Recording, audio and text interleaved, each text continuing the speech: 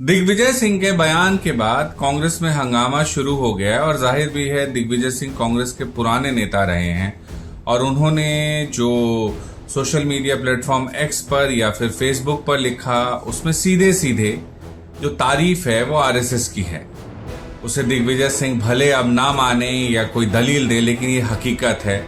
उन्होंने संगठन की शक्ति की बात कही और तस्वीर जो डाली उसमें लाल कृष्ण आडवाणी है और उसके बाद उस तस्वीर में जो है नीचे जो बैठे हुए वो नरेंद्र मोदी हैं और उन्होंने कहा कि संगठन की शक्ति से ये हो सकता है मुख्यमंत्री और प्रधानमंत्री तक की बात कही।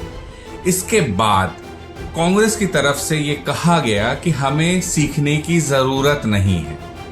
कांग्रेस की बैठक भी चल रही है, 140 साल पूरा हुआ है कांग्रेस का उसको लेकर के, और कांग्रेस के कई नेता पवन खेड़ा, सुप्रिया श्रीनेत्र जैसे नेताओं ने कहा कि हमें सीखने की जरूरत नहीं है। लेकिन 140 साल पूरा होने के उपलक्ष्य में जो कांग्रेस मुख्यालय में कार्यक्रम हुआ और जहां कांग्रेस अध्यक्ष मल्लिकार्जुन खड़गे ने झंडा फहराया पार्टी का, उस कार्यक्रम में दिग्विजय सिंह शशि थरूर के साथ नजर आए। अब शशि थरूर वो हैं जो G23 नेताओं का वो समूह जिन्होंने डिमांड की थी पार्टी के अंदर में संगठन को मजबूत किया जाए, नए लोगों को मौका दिया जाए। उसके बाद जो विरोध है पहला वो शशि थरूर की तरफ से आया था और शशि थरूर के बाद अब जो बयान है वो दिग्विजय सिंह की तरफ से है। भले दिग्विजय सिंह ये कह रहे हो खुल करके अब आकर के, नहीं साहब आरएसएस और बीजेपी के सपोर्ट का सवाल नहीं है, लेकिन दिग्विजय सिंह ने जो बातें कही है क्या कांग्रेस उसे एक्सेप्ट करने को तैयार है? और दिग्विजय सिंह ने ऐसा कुछ नहीं कहा है जो गलत है, इसको समझना होगा। दिग्विजय सिंह ने क्या कहा? दिग्विजय सिंह ने यह कहा है कि साहब वहां संगठन की शक्ति है कि उस तस्वीर को दिखा करके कहा है नरेंद्र मोदी की कि मुख्यमंत्री और प्रधानमंत्री तक पहुंच सकते हैं, तो इसमें गलत क्या है? ये तो हुआ है। कांग्रेस में इसका अभाव दिखा है जिसको लेकर के तमाम नेता धीरे धीरे मुखर होते जा रहे हैं। कांग्रेस में क्या चल रहा है? राहुल गांधी, राहुल गांधी, राहुल गांधी। 2004 से ये लगातार जारी है, बावजूद इसके राहुल गांधी जो है वो बहुत सफल होते नहीं दिखते हैं। 2004 में एक मौका था, अगर राहुल गांधी को प्रधानमंत्री बनना था वो प्रधानमंत्री बन के या कोई मंत्री पद लेकर के काम करके दिखा सकते थे, लेकिन वो नहीं हुआ। मनमोहन सिंह प्रधानमंत्री बने और 2014 तक रहे। 2014 के बाद कांग्रेस सत्ता से बाहर है। 2014 में पहली बार कांग्रेस ने राहुल गांधी के नेतृत्व में चुनाव लड़ा और बहुत खराब प्रदर्शन किया।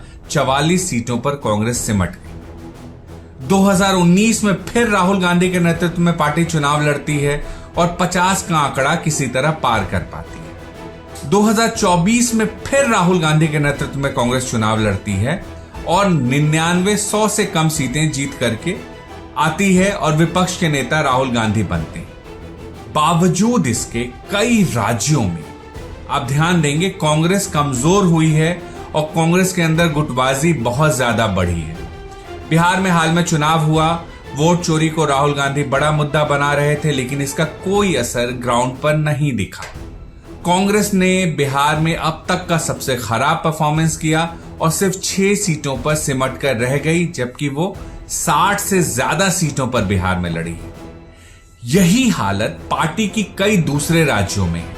उत्तर प्रदेश में भी पार्टी उस तरह मजबूत नहीं है। मध्य प्रदेश में भी पार्टी के अंदर गुटबाजी लगातार देखने को मिली है। कर्नाटक एक बड़ा राज्य जहां कांग्रेस की सरकार है, वहां भी सिद्धारमैया बनाम डीके शिव कुमार खुलकर सामने आया और ऐसा लगा कि एक दूसरे के खिलाफ जमकर निशाना साधा जा रहा है। यही हालत हिमाचल में भी देखने को मिला था। सुखविंदर सिंह सुक्खू बनाम विक्रमादित्य सिंह का दिखा था।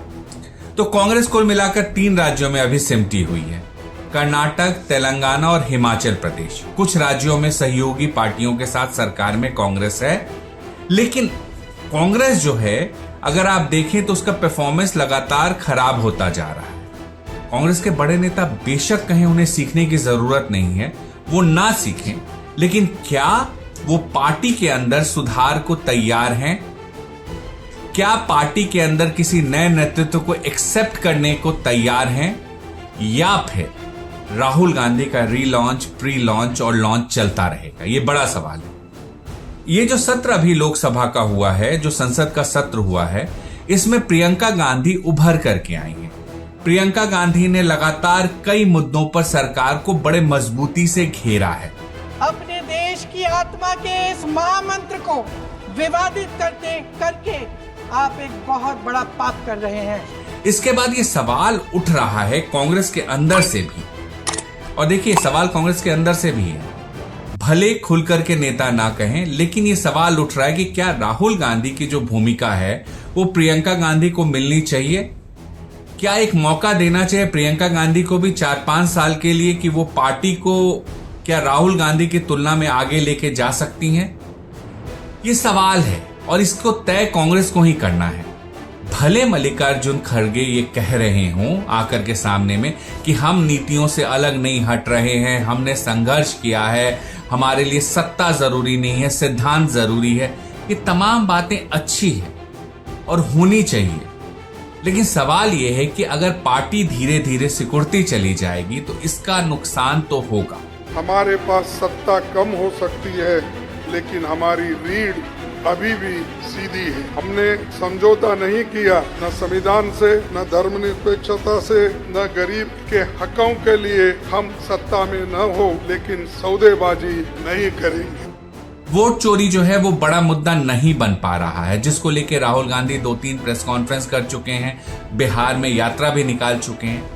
कांग्रेस को ऐसे मुद्दों के साथ आगे आना पड़ेगा या फिर उन चेहरों के साथ आगे आना पड़ेगा जो जनता के सामने में नया हो। अब कांग्रेस इसके लिए कितना तैयार है ये हम नहीं जानते, ये तय तो कांग्रेस को करना है, लेकिन दिग्विजय सिंह की बात को सिरे से खारिज कर देना ये ठीक नहीं है, या फिर दिग्विजय सिंह की विश्वसनीयता पर सवाल उठाना ये भी ठीक नहीं है।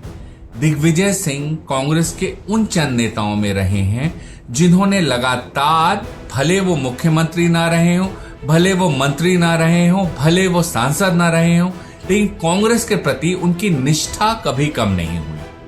अभी भी जो संगठन को लेकर के दिग्विजय सिंह जो बात कह रहे हैं या फिर शशि थरूर की तरफ से जो कहा जा रहा है, अगर वाकई संगठन को मजबूत किया जाए और कांग्रेस में एक नए सिरे से लीडरशिप सामने आए तो उसका नुकसान तो नहीं होगा, फायदा ही होगा।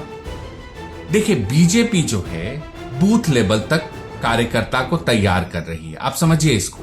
बीजेपी बूथ लेवल तक कार्यकर्ता को तैयार कर रही है, हर राज्य में, हर जिले में बूथ लेवल तक कार्यकर्ता पे काम कर रही है, और इसके लिए पार्टी के सबसे बड़े नेता अमित शाह तक इसमें अपना योगदान देते हैं कि बूथ लेवल तक कार्यकर्ताओं से हमारा संवाद हो। प्रधानमंत्री मोदी खुद संवाद करते हैं, जो बीजेपी का सबसे बड़ा चेहरा है। लेकिन कांग्रेस में क्या बूथ लेवल तक छोड़ दीजिए, क्या जिला स्तर तक पूरे देश में पार्टी की जो यूनिट थी क्या अभी है? क्या प्रखंड स्तर तक पार्टी है? ये बड़ा सवाल है, कांग्रेस को इसका जवाब ढूंढना है। दिखती नहीं है, और कांग्रेस के नेता कहते हैं कि हाँ जिला स्तर पे हर जगह पार्टी है, प्रखंड स्तर पे पार्टी है, तो वो दिखती कहां है? वो चुनाव नतीजों में नजर आना चाहिए, वो नजर नहीं आ रहा है। यानी कांग्रेस को ग्रास रूट लेवल के कार्यकर्ता से काम करना होगा, और बड़े नेताओं को ये भ्रम तोड़ना पड़ेगा कि वो बहुत बड़े नेता हैं और वो सिर्फ बड़े नेताओं के साथ बातचीत करेंगे, संवाद करेंगे। जो कांग्रेस अभी जिस हाल में है, कायदे से जो लीडरशिप हो कांग्रेस की, वो बूथ लेवल कार्यकर्ता के साथ संवाद करे, समझे कि पार्टी कहां पिछड़ रही है और उस हिसाब से आगे बढ़ने की कोशिश करे। और इस बीच में अगर कांग्रेस नहीं सुनने को तैयार है बूथ लेवल कार्यकर्ताओं की बातों को, या फिर उन नेताओं की जो कांग्रेस के वफादार रहे हैं लेकिन सवाल भी उठा रहे हैं संगठन को लेकर के, तो फिर यही होगा, धीरे धीरे कांग्रेस जो है मजबूत तो नहीं होगी, ये यकीन रखिए, कमजोर ही होती रहेगी। और कुछ नेता जो हैं, जो राहुल गांधी के इर्द गिर्द हैं, वो लगातार यही साबित करने में लगे रहेंगे कि राहुल गांधी का करिश्मा बरकरार है। लेकिन क्या कांग्रेस किसी एक नेता का करिश्मा बरकरार रखने की रणनीति पर ही काम करती रहेगी, या फिर कांग्रेस पार्टी को मजबूत करने की दिशा में अपने ही नेताओं के जो सुझाव हैं उसको सुनने की कोशिश करेगी? देखना होगा, हम भी नजर रखेंगे। मेहर गौतम ऑफिशियल फिलहाल इतना ही। आपको वीडियो कैसा लगा हमें जरूर बताइएगा। आपका फीडबैक हमारे लिए बहुत मायने रखता है। नमस्कार।